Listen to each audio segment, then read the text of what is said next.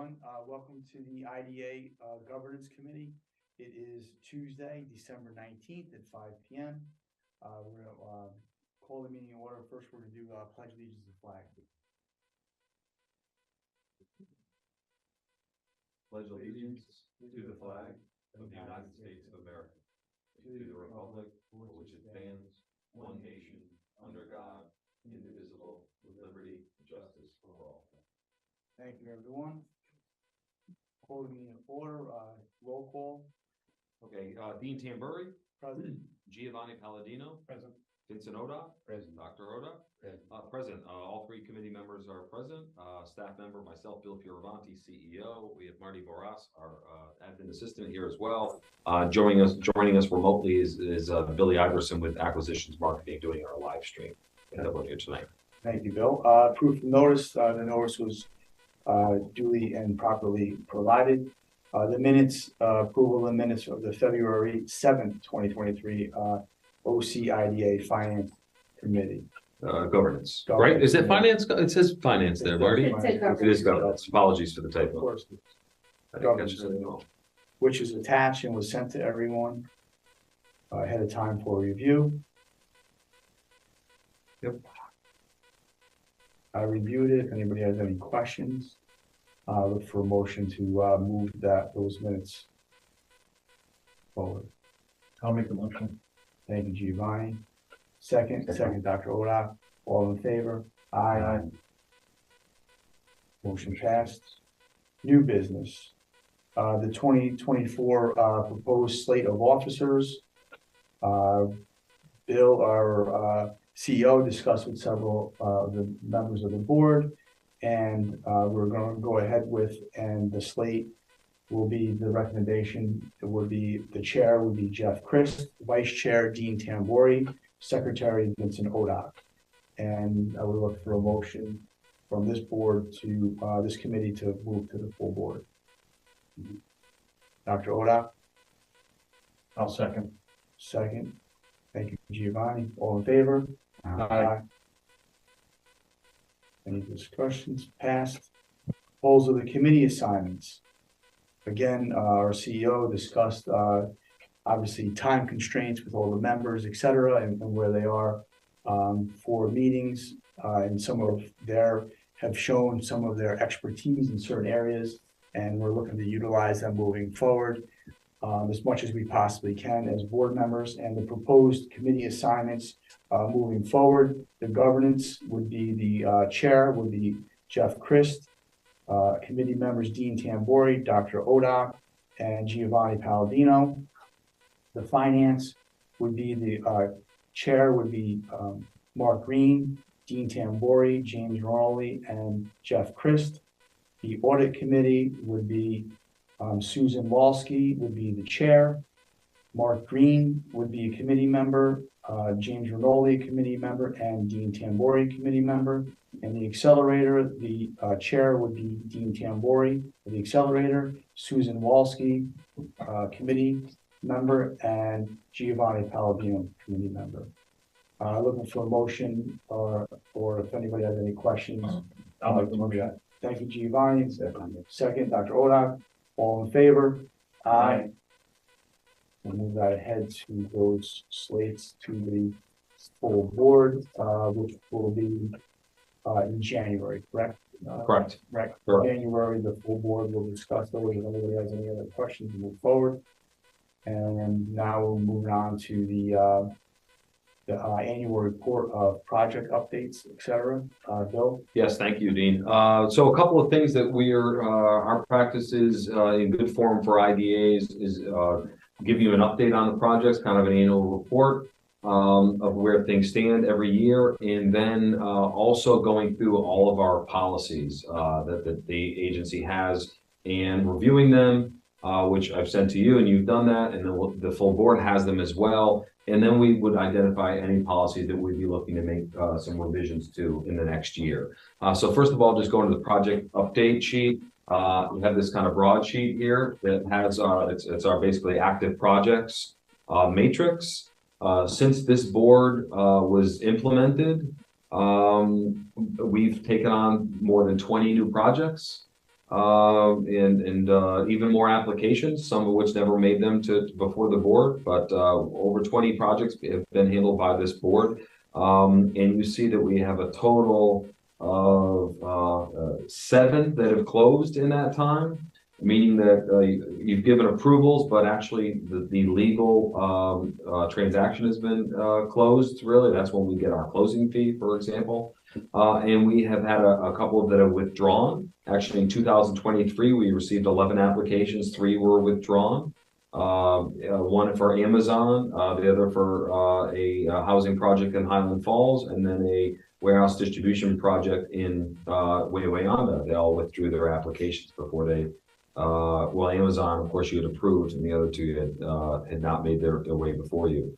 Looking at this. Yes, sir, please. Any reason why they withdrew their application? Any reason? Amazon claims it's internal reasons that their business is always changing, and they're always looking at where they need to allocate and deploy their capital for new construction projects, especially for distribution centers. Where do they get the most bang for their buck? They claimed it was that, and we take their word on it. Highland Falls is a housing project that was had completed an application. Been working with them for several months, and frankly, an elected official helped broker a meeting between them and the local government, the village government in Highland Falls, and it looks like they're going to be getting incentives directly from the municipality, at least in terms of a pilot. So I won't get into who brokered that meeting, but that's someone trying to derail projects from us. That resulted there.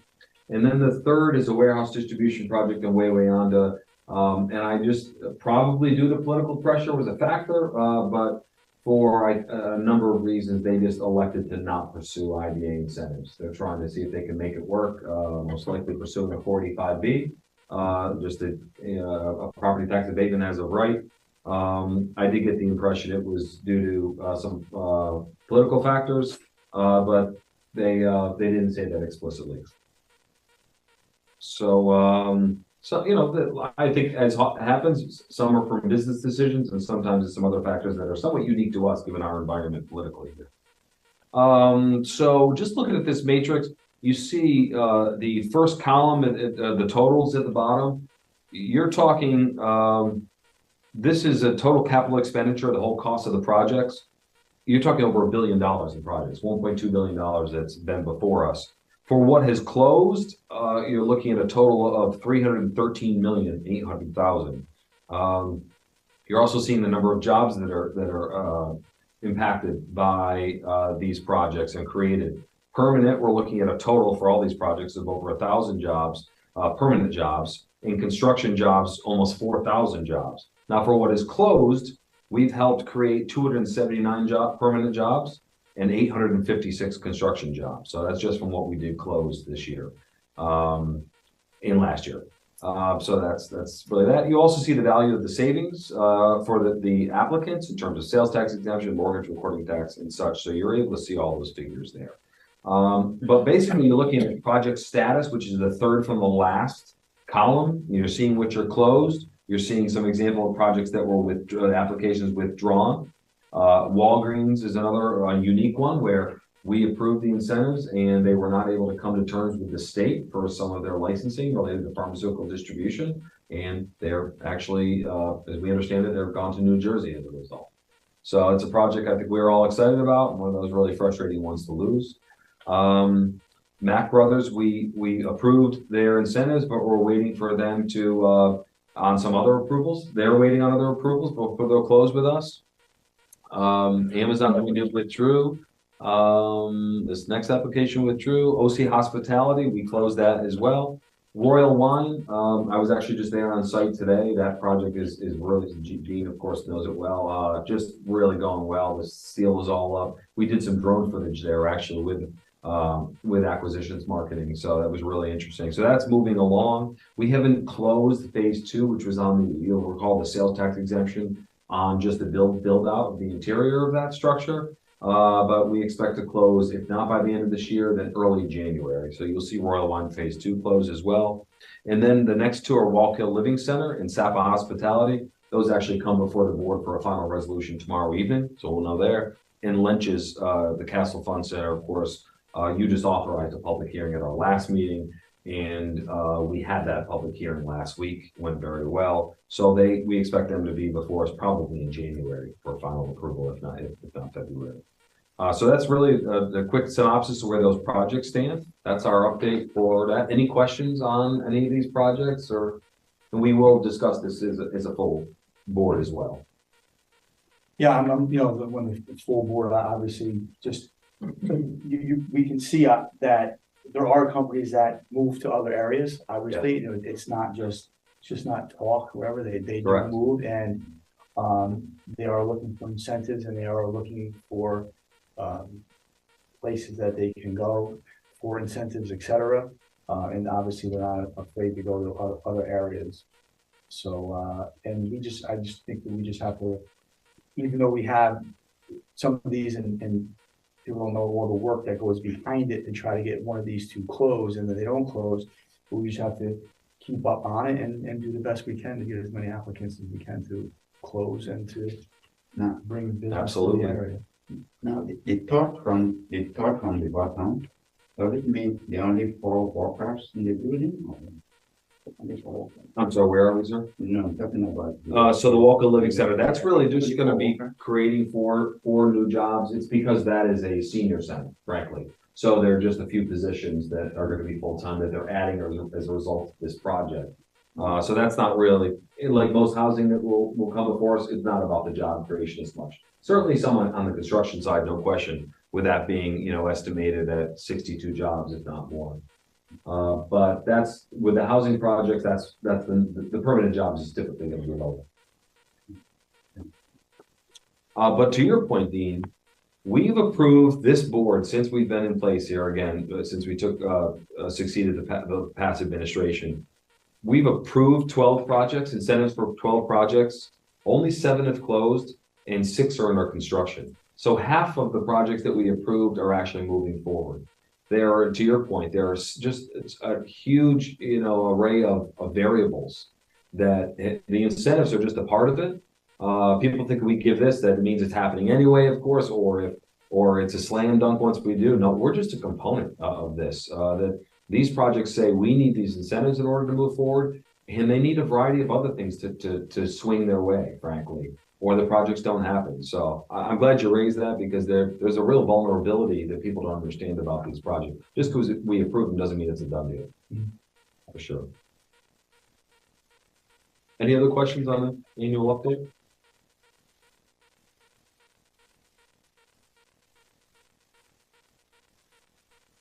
I don't have any.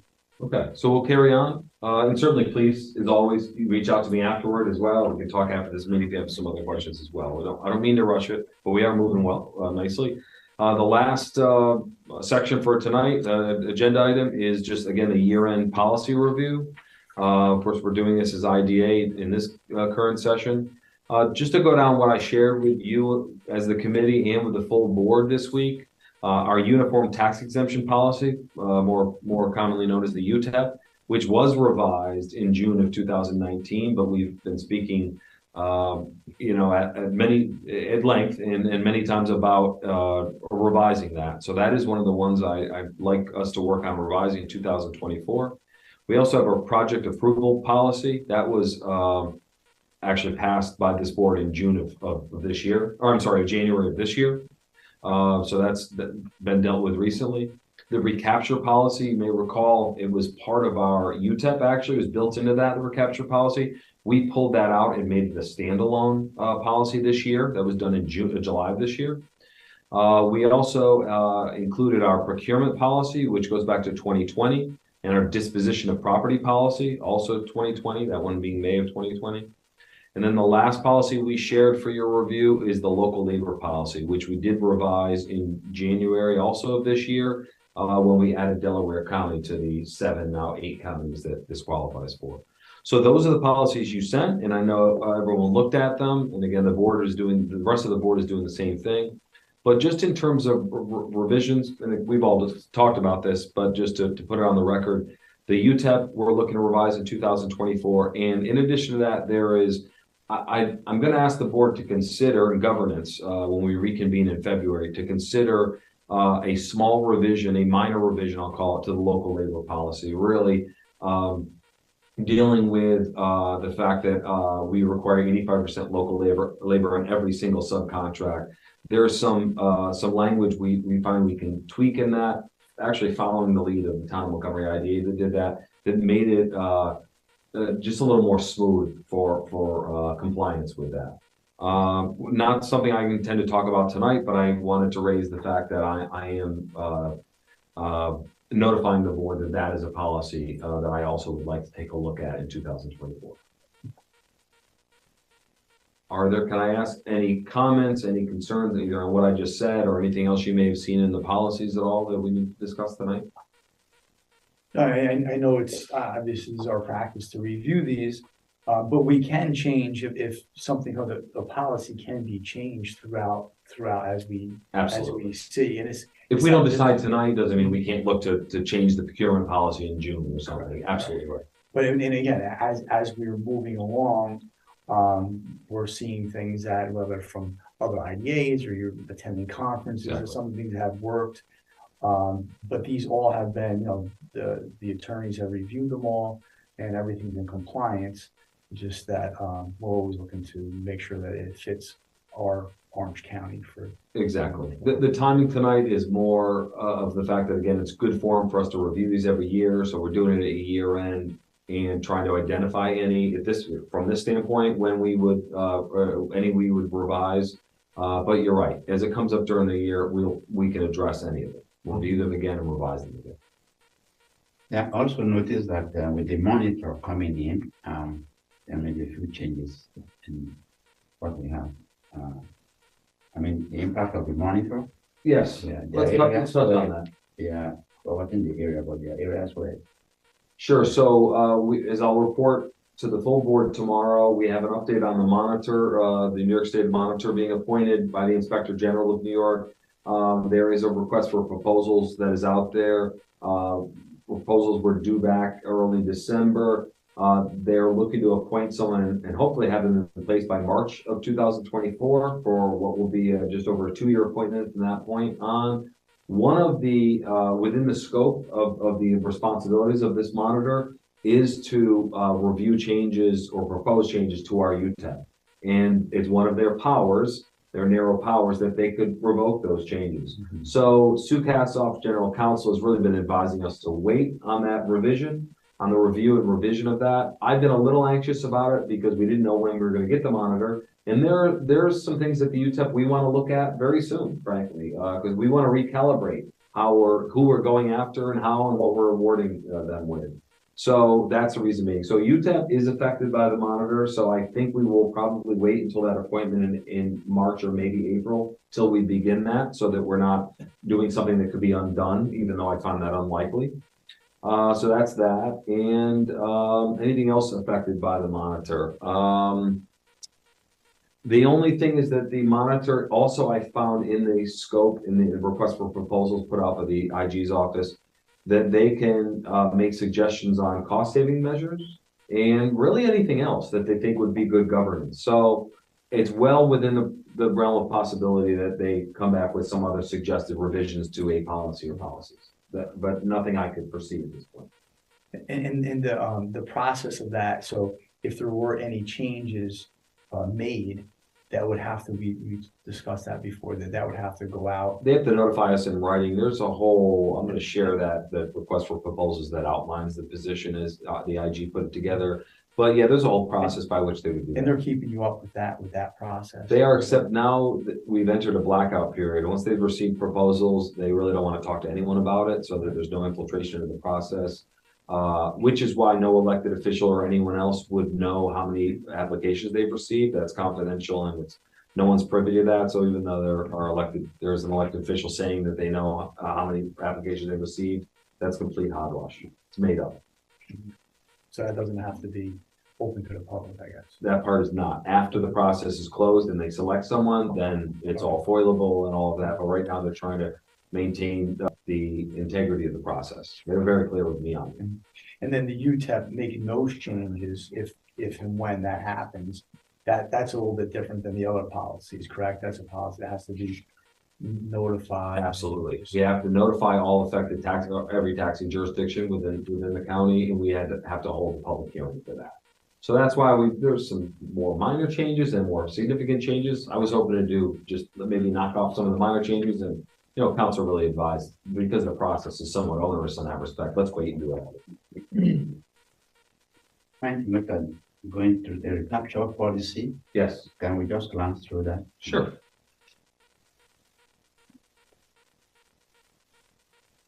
This is the one we just did in January, where, as I mentioned before, it was part of our UTEP. It was built into it, and we pulled it out so that we could have our own standalone recapture policy, because that is really proper form again. Recapture is in page 20 of this packet.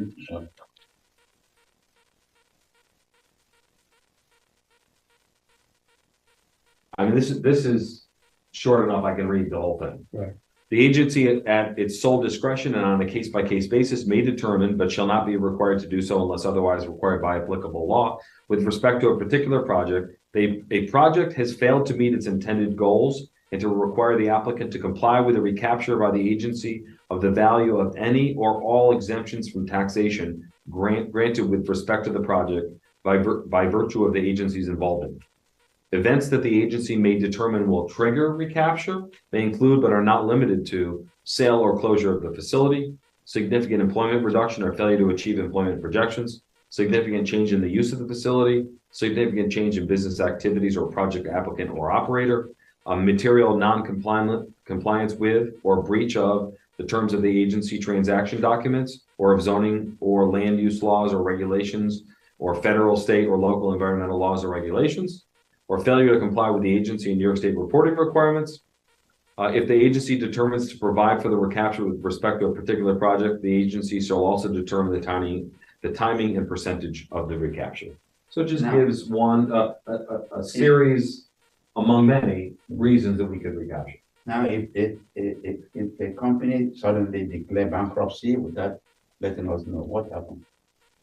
That is not explicitly stated in here. If they leave to close, it's referred to, but that could, given other factors, included with that could give rise to a reason for it. But we can't retrieve anything. Correct. If they don't comply with what they set forth in their application and through the approval process. Is that what you're saying, Dr. Ogden doesn't say that about bankruptcy? Is that what you? Yeah, no, I was wondering because not say explicitly that bankruptcy, we can't do anything. I mean, You can't recapture. yes, Basically, you declare bankruptcy, there's nothing to recapture. I think we can do. Well, you can recapture the future savings of, say, property taxes, through a pilot or something, so. Or after maybe the resale of the properties or something. Exactly, that's where we have the opportunity if we, so choose. Whereas, though this board has, we call it assigning benefits from one owner to a purchaser, we've done that. If we feel that the purchaser, typically the way we've looked at it is, if we think the purchaser is going to continue those promises and hold to the pledges of job creation, et cetera, then the board seemed to be open to that. What's not on here is anything that has to do with them failing to pay their mortgage or loss of financing. Like, I'm going to note that. I mean, Speak it's a to council question. I on it. mean, we're at that time, we're in a place now that everybody's really concerned about that. Sure. For instance, if they get a construction loan, they go through the process and they can't get permanent financing. Yeah. They can't move forward. I'll discuss that with council and see if she, it does read that it's open-ended enough where we could do it for a variety of reasons, but I'd like to address those. Appreciate you raising those. And the only other thing, I mean, this is where this would apply as well. We had the incident and it wasn't because you made a couple of phone calls, which we appreciate. There was a couple of contractors that weren't getting paid or Right. whatever, at some sort of end, they're local contractors, local whatever. That's another good point. And you had made, the phone calls and it was taken care of. But I also called our attorney to find out if that was a recapture basis, and it Yeah. was. It was. Okay. Absolutely. So Another reason that's for it. built into this as well, but. Recently, have we had problems with the recapturing? No, No? we haven't. Nothing in my time. We've threatened it a couple of times. I'm not going to get into to whom, it's not necessary, but someone not complying with during our audit, responding with the confirmation letters that are required as part of that, not helping us with our Paris reporting. I mean, I've thrown the threat, not lightly, but when it escalates to me, I've used those threats if we have to, saying we don't want to go there. And one time this year, we actually had our attorney draft a formal letter, frankly, threatening that. We did send it, and there was going to be a second letter, and we didn't have to go any further.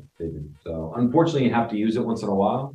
I hate to. It's the last thing I want to do is recapture. But I will tell you, I'm committed. If someone doesn't live up to what they pledged, that you all rely upon in order to give your approval, I absolutely want to follow through. That'll become very important if we proceed with housing, Yes, true. right? So if there's an affordable housing component, that's critical. No doubt about it. Absolutely. Well, because also if they're not sending information back, then obviously it reflects on the IDA, the parish reporting, or if Correct. it's late, et cetera, or not complete. So. That's basically exactly what we say. So, all right. Any other questions on any other policy? No, thank you, Bill. Sure. So, I think we do want to vote on that to recommend to the board. We're recommending, I mean, as of right now, Well, Yeah, there's nothing that really. yes. Let me just clarify council's instructions on that. You just ask for a motion to make a recommendation of the full board that either no changes will be made, or that we recommend looking at X and Y policies. I'm not sure if you want to include recapture in that, or. So we would, the couple of changes to the recapture policy only as of right now, is what we're saying, correct? And I think with any of these, we're talking about looking at them. I don't think we're definitely explicitly saying we're going to make changes, but we're recommending to the board that we. I would say my opinion, obviously, that we're recommending to continue to monitor the policies as we see moving forward with some of the discussion that was taking place for consideration at the governance committee. And as we go down the road, we'll take into consider these recommendations, anything else comes out of the full board, and we'll make changes from there, and then we'll move on. So that's my, I guess, recommendation or motion for. We get a so moved from anyone on that? So move. Second. Thank you. All in favor? Aye. Aye. Thank you. And that's it for the meeting. We're going to hopefully more quickly. We'll go through this again through the OCFC version of governance. So I think we just need to adjourn. Anybody's there, we're gonna adjourn the IDA, and we're gonna open up the OCFC. So IDA Governance Committee meeting for Tuesday, December 19th will be adjourned at 5:28 p.m. Okay. Motion. Yes. I think I'm Second, I made a motion, second Giovanni, all in favor? Aye. Meeting is adjourned, very good. and now we're gonna open up unless anybody has anything, we're all set. So we're gonna open up the Orange County Funding Corporation, the Governance Committee for Tuesday, December 19th at 5:29 p.m. And I'll let Bill make a couple of notes. Yes, very good. Thank you. We know all the Pledge of Allegiance we already did, and roll call. Yes, Dean Tamburi, Present. Giovanni Palladino, Present. Dr. Vincent Odock. Present. 3 committee members are all present. Bill Fioravanti, Marty Barras as staff here, acquisitions marketing handling our live stream and audio visual. That's everyone here tonight. Thank you. And proof of notice, the notice is duly and properly provided in our packets and to the public. And we'll look for approval of the minutes from February 7th, 2023 of the governance committee for the OCFC, which we have in front of us. If anybody needs to take a minute to review it again, that was sent to us. Not a whole lot there. I make a motion to approve the minutes. Thank you, Giovanni. I'll second it. All in favor? Aye. Thank you. And we did this in IDA, but I'd say as expeditiously as you want to go through these again, but Okay, we should probably read them here all. we go. Let's, hopefully I'll, keep it, on track and I don't miss somebody here. Yeah, let's. Right, Yeah, so for the governance committee, the proposed slate of officers as discussed in the IDA meeting. Again, using the people that we have, for their strengths for this board moving forward. Our CEO, Bill has discussed it with some of them and their schedules. And our proposed slate of officers would be the chair would be, Jeff Christ, vice chair Dean Tambori, secretary Vincent Odock. And I would look for a motion to bring that slate to the full board for January, approval. I'll make that motion. Thank you, Giovanni. I'll second it. All in favor? Aye. Aye. Again, proposed for the committee assignments. And that was the governance would be, the chair would be Jeff Christ. Committee members, Dean Tambori, Dr. Vincent Odock, and Giovanni Palladino. The finance would be, the committee chair would be Mark Green. Committee members, Dean Tambori, James Rinaldi, and Jeff Christ. The audit committee, the chair would be Susan Walski. Committee members, Mark Green, James Rinaldi, and Dean Tambori. And the accelerator would be, the chair would be Dean Tambori, committee members, Susan Walski and Giovanni Palladino. And I will look for a motion to move that to the full board for January, approval and for the discussion. Thank you. I'll second it. All in favor? Aye. Thank you, everyone. And this is the worksheet, correct, Bill, that we've. Yes, which we went through in the last meeting. Again, this is showing a total of $1.2 billion in projects that this been active to this board since you've been in place. In 2023, a total of 11 applications, 3 were withdrawn. We have closed in 2023. We have closed 4 of those projects to date. For OCFC, we've had really just a couple of them. Mount St. Mary College essentially refinanced bonds through us, $56 million in bonds. We've done that work as well. And then we did have an application that was withdrawn. We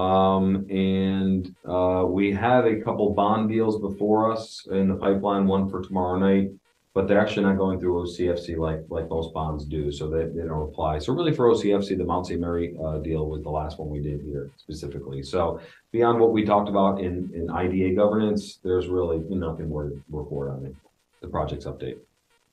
Thank you. And now we're to the policies. Again, we've just reviewed them, IDA. I'm sure if anybody was on, they've heard the discussion.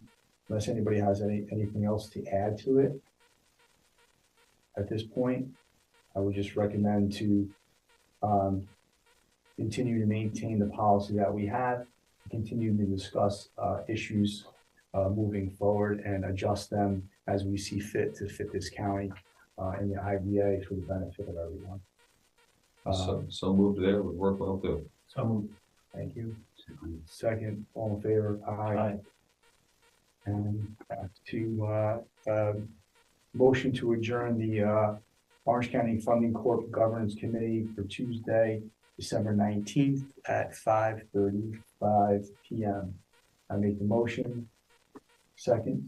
I'll second. Second, Giovanni. All in favor? Aye. Aye. And so thank you for anyone who's listening. If you're not going to listen to the meeting tomorrow night at begins at Finance begins at 4 p.m. 4. and the board meeting starting with OCFC at 5 p.m. Okay, if anybody isn't going to, if you're finished watching the IDA, I would like to say happy holidays, Merry Christmas, Happy New Year to everyone. Thank you. Thank you all. Thank you. Terrific. That was outstanding. 30.